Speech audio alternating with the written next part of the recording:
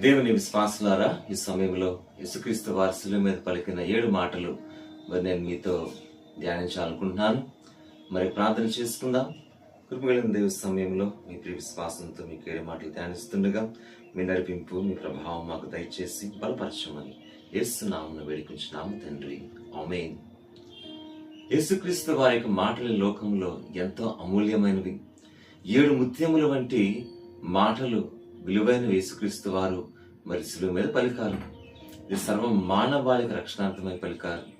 దాంట్లో మొట్టమొదటి మాట ఈ గుడ్ ఫ్రైడేని మనం చూస్తే, ఈ యొక్క గుడ్ ఫ్రైడే అనేది అందరికీ కూడా ఎవరైతే దేవుని యొక్క రక్షణని పొందుకోవాలని ఆశపడతారో, వారు పాప క్షమాపణని పొందుకోవాలని ఆశపడతారో వారికి గొప్ప ఫ్రైడే. అందుకనే ఇది గుడ్ ఫ్రైడే.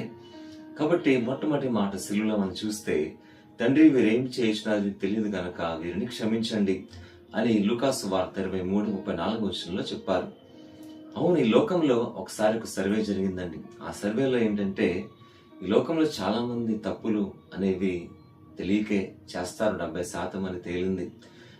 జ్ఞానము లేక అనాలోచితంగా కంగారు పడి చేస్తారంట. ఏదైనప్పటికీ యేసుక్రీస్తు వారు సర్వ మానవాళి యొక్క పాపాలను విమోచించిన గొప్ప దేవుడి కుమారుడిగా ఉన్నారండి. అందుకనే మన తరపున తండ్రికి ప్రార్థన చేశారు, తండ్రి వీరేమి చేసినారో తెలియదు కనుక వీరిని క్షమించండి. కాబట్టి ఎంత గొప్ప ప్రేమ, ఎంత గొప్ప క్షమాపణ ఇక్కడ మనం చూస్తున్నామండి. అందుకనే మార్టిన్ లూథర్ గారు అన్నారు, the greatest quality of Jesus Christ is the act of forgiveness. కాబట్టి ఆ రీతిగా దేవుడు మనందరినీ క్షమించి ఉన్నతంగా మనల్ని స్థిరపరిచారు. రెండవ మాట మనం చూస్తే, నేడు నీవు నాతో కూడా పరదేశంలో ఉందువు. లూకా 23:43 చెప్పినట్టుగా, నేను నాతో కూడా పరదేశంలో ఉందువు. యేసుక్రీస్తు వారి పక్కన వేయబడిన దొంగ సిలువ వేయబడ్డాడు కదా. సిలువ వేయబడిన దొంగ యేసుక్రీస్తు వారి పక్కన ఆయన గమనిస్తూ ఉన్నాడు. ఈయనైతే పరిశుద్ధుడు కదా, ఈయనకి ఏ తప్పు లేదు, ఈయన ఏ పాపం చేయలేదు అని విశ్వసించి ఇదైతే మనకి తగును అని మరొక దొంగతో చెప్తున్నాడు. అయితే యేసుక్రీస్తు వారి గొప్ప హృదయము పాప విమోచన గురించి బాగా గ్రహించాడు. అందువల్ల ఈ నిజమైన రక్షకుడిని తెలుసుకొని, ప్రభా మీ రాజ్యములో నన్ను జ్ఞాపకం చేసుకోండి, మీ రాజ్యాన్ని మీరు తీసుకొచ్చినప్పుడు నన్ను జ్ఞాపకం చేసుకోండి అని వేడుకున్నాడండి. దాన్నే ఇన్స్టెంట్ అండర్స్టాండింగ్ ఆఫ్ సాల్వేషన్ అని వేదాంత పరంగా అంటారు. So theological it is instant understanding of salvation. వెంటనే యేసుక్రీస్తు వారు కూడా తన యొక్క మనసును గ్రహించి, నీవు నాతో కూడా పరదేశంలో ఉందవు అని సెలవిచ్చారు. కాబట్టి దేవుడు ఆ రీతి గొప్ప విమోచన కార్యాన్ని వెంటనే అక్కడ చేయడము జరిగిందండి. కాబట్టి పశ్చాత్తాప హృదయం కలిగి ఉన్నప్పుడు దేవుడు మన యొక్క ప్రతి పాపాలను కడిగి వేస్తారు. మూడవదిగా మనం చూస్తే, అమ్మ ఇదిగో నీ కుమారుడు, ఇదిగో నీ తల్లి అని యోహాను సువార్త 19:26-27 చెప్పారు. అమ్మ ఇదిగో నీ కుమారుడు, ఇదిగో నీ తల్లి అని చెప్పారు. యేసుక్రీస్తు వారి లోకంలో జీవించినప్పుడు ఆయన పుట్టినప్పటి నుంచి మరియ తల్లి ఎంతగానో బాధ్యతగా ఆయన చూసుకుందండి. ఆయన పుట్టినప్పుడు ఎన్నో శ్రమలు, ఆయన పెరుగుతున్నప్పుడు కూడా ఎన్నో కష్టాలు, అయితే వాటన్నిటిని తట్టుకొని నిలబడి ఆయన్ని పెంచింది. బాధ్యతను యేసుక్రీస్తు వారు ఎప్పుడు కూడా జ్ఞాపకం చేసుకున్నారు. అందుకనే బాధ్యత కలిగి చివరిలో మనం చూస్తే యోహాను ఒక్కడే సిలువ దగ్గర ఉన్నాడు.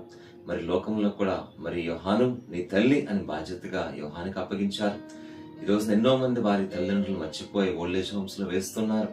అసలు ఎంత మాత్రం వారిని పట్టించుకునే స్థితిలో ఉంటున్నారు. అది ఎంతో బాధాకరం.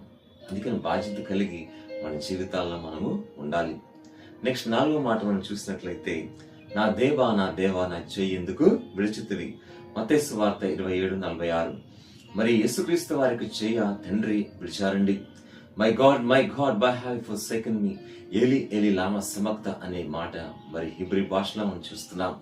అయితే దేవుడు ఎందుకు విడిచిపెట్టారంటే యేసుక్రీస్తు వారికి చేయని మనల్ని పట్టుకోవడానికి, శాశ్వత జీవితాన్ని మనకి ఇవ్వడానికి యేసుక్రీస్తు వారు చేయని తండ్రి విడిచిపెట్టారు.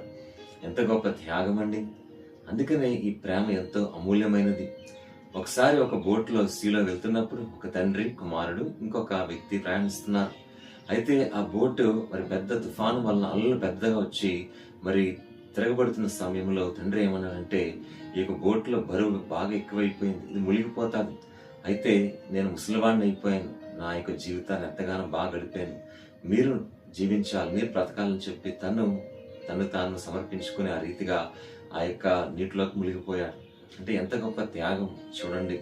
అంటే తన యొక్క చేయిని విడిచిపెట్టాడు. తండ్రి కూడా ప్రేమ గల కుమారుడి యొక్క చేయిని విడిచిపెట్టారండి. అయితే ఈ రక్షణ అంతా కూడా, ఈ కార్యం అంతా మన కోసమే. కాబట్టి ఈ కార్యానికి విలువనిచ్చే జీవితాన్ని మనము కలిగి ఉండాలి. మరి 5వ మాట మనం చూసినట్లయితే, నేను తప్పికొని ఉన్నాను అని యోహాను సువార్త 19:28 యేసుక్రీస్తు వారు చెప్పారు. I'm thirsty. యేసుక్రీస్తు వారి లోకంలో మన పాపముల కొరకు ఆయన ఎంతగానో శ్రమించి సర్వలోకం పాప దాహంలో నిండి ఉన్నప్పుడు మరి యేసుక్రీస్తు వారు రక్షణ అనే దాహాన్ని కలిగి ఉన్నారు. మనందరికీ రక్షణ ఇవ్వాలని ఈ లోకంలోకి వచ్చినప్పుడే సమరయ స్త్రీతో మాట్లాడినప్పుడు, ఇదిగో నేను ఇచ్చే నీళ్లు తాగోడు ఎన్నడూ దప్పికొనడు అని చెప్పారు. ఆ రీతిగా మరి మన యొక్క రక్షణ అనే దాహాన్ని యేసుక్రీస్తు వారు కలిగి ఉన్నారండి. కాబట్టి మనం ఈ లోకంలో పాప దాహాన్ని విడిచిపెట్టి అది రక్షణ దాహము ఎంత గొప్పదో అర్థం చేసుకుంటే దేవుని కృప మనకి ఎప్పుడు తోడుగా ఉంటుంది. కాబట్టి ఆ రీతిగా మన జీవితాన్ని మరొక్కసారి దేవునిలో మనం నూతనపరుచుకోవాలి, పునరుద్ధరించుకోవాలి. మరి ఆ రీతిగా నెక్స్ట్ 6వ మాట మనం చూసినట్లయితే, మరి సమాప్తమాయను, ఇట్ ఈస్ ఫినిష్డ్ అని యోహాను సువార్త 19:30 యేసుక్రీస్తు వారు చెప్పారు. అవునండి, యేసుక్రీస్తు వారి లోకంలో రక్షణ కార్యాన్ని స్టార్ట్ చేసి ముగించారు, ఘనంగా ముగించారు. అందుకనే ఆయన అందరికీ గొప్ప మాట చెప్పింది ఏంటంటే, సమాప్తమాయను. ఆయన విజయవంతంగా ఆ యొక్క పనిని పూర్తి చేశారండి. లోకమును, అపవాదికి చీకటి క్రియలను ఆయన ఓడించారు. మనకి గొప్ప శాశ్వతమైన రక్షణ ఆనందాన్ని మనకు ఆయన అనుగ్రహించారు. కాబట్టి అటువంటి ఉన్నతమైనటువంటి భాగ్యాన్ని మనకి ఇచ్చారు. కాబట్టి మన జీవితాల్లో కూడా మరి మనం కూడా అటువంటి గొప్ప విజయాలను పొందుకోవాలి, విజయవంతంగా మన జీవితాన్ని ముగించాలి. ఇంక చివరిగా 7వ మాట మనం చూసినట్లయితే, మరి ఇదిగో నీ చేతికి నా ఆత్మను అప్పగించుకున్నాను. ప్రభా, ఇదిగో నా చేతిని నా తండ్రి నీ చేతికి నా ఆత్మను అప్పగించుకొనిచున్నాను. లూకాసు వార్త 23:46 యేసుక్రీస్తు వారు చెప్పడం జరిగింది. కాబట్టి యేసుక్రీస్తు వారు ఆయన జీవితాన్ని తండ్రికి సమర్పించారు. ప్రతిరోజు ఆయన తండ్రికి సమర్పించి చక్కటి నడిపింపుని లోకంలో పొందుకున్నారండి. మనం కూడా మన జీవితాన్ని తండ్రికి సమర్పించి, ప్రభా మీ చిత్తానుసారంగా నడిపించండి అని మనం అడిగినప్పుడు దేవుడు మనల్ని సమర్పణ కలిగిన జీవితాన్ని చూసి మనల్ని ఎంతగానో బలపరుస్తారు.